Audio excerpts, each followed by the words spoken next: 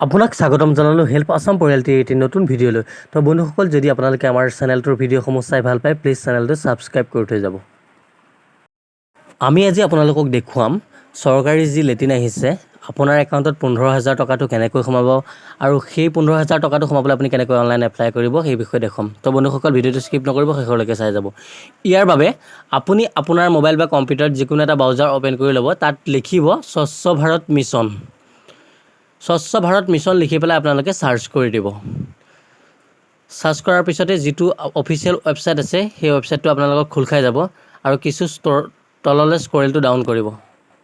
ইয়াত আপোনালোকে দেখিবলৈ পাইছে এপ্লিকেশ্যন ফৰ্ম বুলি এটা যিটো অপশ্যন আছে, তাত আপোনালোকে ক্লিক কৰি দিব। তাত ক্লিক কৰি দিয়াৰ পিছত ইয়াতে আপোনালোকে চিটিজেন ৰেজিষ্ট্ৰেশ্যন দেখিবলৈ পাইছে, চিটিজেন ৰেজিষ্ট্ৰেশ্যন তাত আপোনালোকে টাচ কৰি দিয়ক। ৰেজিষ্ট্ৰেশ্যন টাচ কৰি দিয়াৰ পিছত ইয়াতে আপোনালোকে লিখিব লাগিব আপোনালোকৰ মোবাইল নম্বৰটো। মই মোৰ মোবাইল নম্বৰটো পেষ্ট কৰি আছোঁ।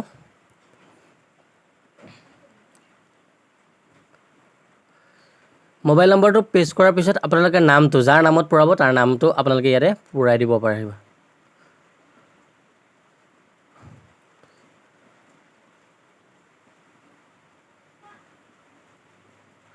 এতিয়া নামটো পেষ্ট কৰি দিয়াৰ পিছত আপোনালোকে তাৰপিছত জেণ্ডাৰ ছিলেক্ট কৰিব লাগিব, মেল ফিমেল।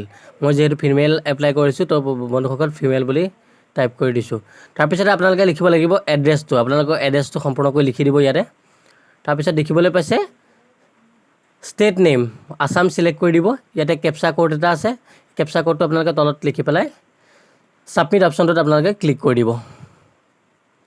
এইটো দেখিবলৈ পাইছে আপোনালোকে ছাবমিট হৈ গ'ল, ছাকচেছফুলি দেখাই দিলে। ইয়াতে অ'কে বুটামটোত আপোনালোকে ক্লিক কৰি দিব। অ'কে বুটামটোত ক্লিক কৰাৰ পিছত আপোনালোকে লগ ইন অপশ্যন যিটো আছে সেই লগ ইন অপশ্যনটোত আপোনালোকে গুচি যাব। তো বন্ধুসকল, এতিয়া আপোনালোকৰ যিহেতু পাছৱৰ্ডটো বনাব লাগিব, তো আপোনালোকে ফৰগট পাছৱৰ্ডত ক্লিক কৰি পেলাই পাছৱৰ্ডটো বনাই ল'ব। ইয়াতে এতিয়া মোবাইল নম্বৰটো পেষ্ট কৰিব লাগিব, ৰেজিষ্টাৰ্ড মোবাইল নম্বৰ, অৰ্থাৎ আপোনালোকে অকণমান আগত যিটো মোবাইল নম্বৰ দিছিলে সেই মোবাইল নম্বৰটো ইয়াত পেষ্ট কৰিব লাগিব। মোবাইল নম্বৰটো পেষ্ট কৰি দিয়াৰ পিছত ইয়াত আপোনালোকে ছাবমিট অপশ্যনটোত ক্লিক কৰক।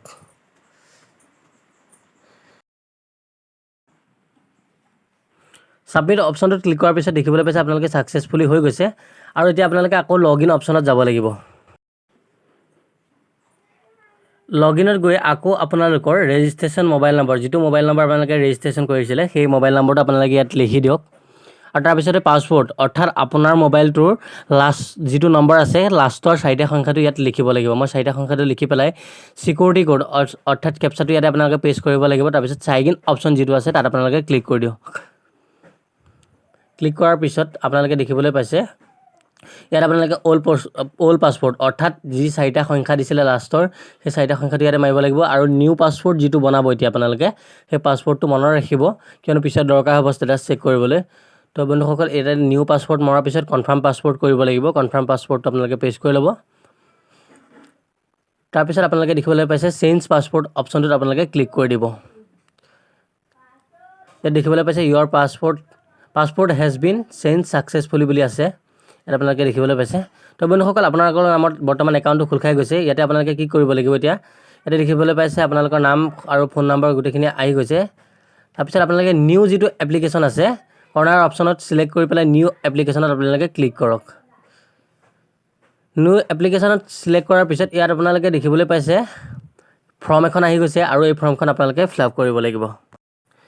ইয়াতে আপোনালোকে দেখিবলৈ পাইছে প্ৰথমতে ষ্টেট ছিলেক্ট কৰিব লাগিব, ডিষ্ট্ৰিক্ট ছিলেক্ট কৰিব লাগিব, তাৰপিছতে আপোনালোকে ব্লক ছিলেক্ট কৰিব লাগিব, তাৰপিছতে আপোনালোকে পঞ্চায়ত ছিলেক্ট কৰিব লাগিব, তাৰপিছত আপোনালোকে যিটো ভিলেজ আছে ভিলেজখন আপোনালোকে ছিলেক্ট কৰিব লাগিব। ইয়াৰ পৰাই ভিলেজ ছিলেক্ট কৰাৰ পিছত আপোনালোকে ইয়াতে এইটো যিটো ভিলেজৰ আছিলে তাতে ভিলেজটো অট'মেটিক আহি যায় আৰু সেই ভিলেজটোত ছিলেক্ট কৰিব। তাৰপিছত এতিয়া আপোনালোকে দেখিবলৈ পাইছে ইয়াতে দেখিছে name of the applicant as per Aadhaar card. Aadhaar কাৰ্ডত যেনেকৈ আপোনাৰ নামটো আছে সেইটো ইয়াত লিখিব লাগিব। নামটো লিখাৰ পিছত ইয়াতে দেখিবলৈ পাইছে আধাৰ কাৰ্ড নম্বৰ, অৰ্থাৎ আপোনাৰ আধাৰ কাৰ্ড নম্বৰটো ইয়াতে টাইপ কৰিব লাগিব।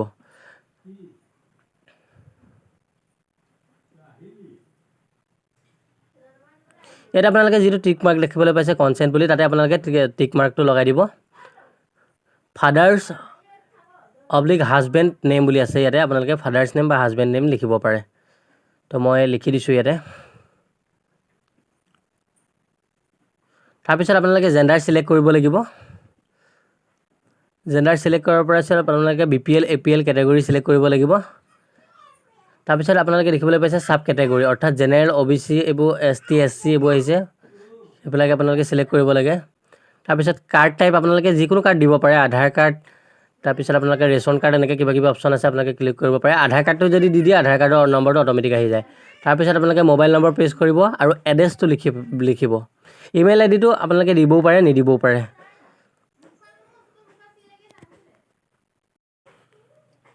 এড্ৰেছটো লিখি দিয়াৰ পিছত আপোনালোকে ইয়াতে দেখিবলৈ পাইছে IFSC কোড যিটো IFSC কোড আছে সেই আপোনালোকৰ বেংকৰ পাছবুকখনৰ পৰা IFSC কোডটো লিখি দিব আৰু দেখিবলৈ পাইছে IFSC কোডটো লিখি দিয়াৰ পিছত নিজেই অট'মেটিকেলি আহি যায় বেংকৰ ডিটেইলছখিনি তো বন্ধুসকল এতিয়া আপোনালোকে কি কৰিব লাগিব একাউণ্ট নম্বৰটো মাৰিব লাগিব একাউণ্ট নম্বৰটো মাৰি দিলোঁ মই ইয়াত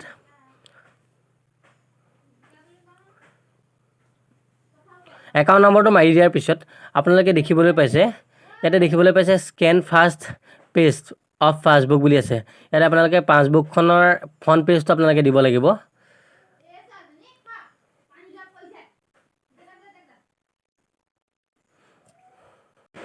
তো পাছবুকখনৰ ফ্ৰণ্ট পেজটো চইচ কৰি দিয়াৰ পিছত আপোনালোকে দেখিবলৈ পাইছে এপ্লাই বুলি এটা অপশ্যন আছে সেই এপ্লাই অপশ্যনটোত আপোনালোকে টাচ কৰি দিয়ক তাৰপিছত দেখিবলৈ পাইছে ইয়ৰ এপ্লিকেশ্যন ছাবমিটেড ছাকচেছফুলি এইটো অপশ্যন আহি গ'ল আৰু আপোনালোকৰ এপ্লিকেশ্যন বৰ্তমান ছাকচেছফুলি হৈ গৈছে ইয়াৰ পিছত আপোনালোকে যাব লাগিব ভিউ এপ্লিকেশ্যন কৰ্নাৰত ক্লিক কৰি ভিউ এপ্লিকেশ্যনত গুচি যাব আৰু আপোনালোকে দেখিবলৈ পাইছে আপোনালোকৰ নামত এটা এপ্লিকেশ্যন নম্বৰ খোল খাই গৈছে আৰু ইয়াত আপোনালোকে ট্ৰেক ষ্টেটাছ ট্ৰেক কৰি চাব পাৰিব আপোনালোকে তো মই চাইছোঁ প্ৰথম এতিয়া যিহেতু এপ্লাই কৰিছোঁহে এই গোটেইখিনি প্ৰচেছ কমপ্লিট হোৱাৰ পিছত আপোনাৰ একাউণ্টত পইচা সোমাব তো বন্ধুসকল যদি ভিডিঅ'টো চাই ভাল লাগিলে চেনেলটো ছাবস্ক্ৰাইব কৰি থৈ যাবলৈ একেবাৰে নাপাহৰিব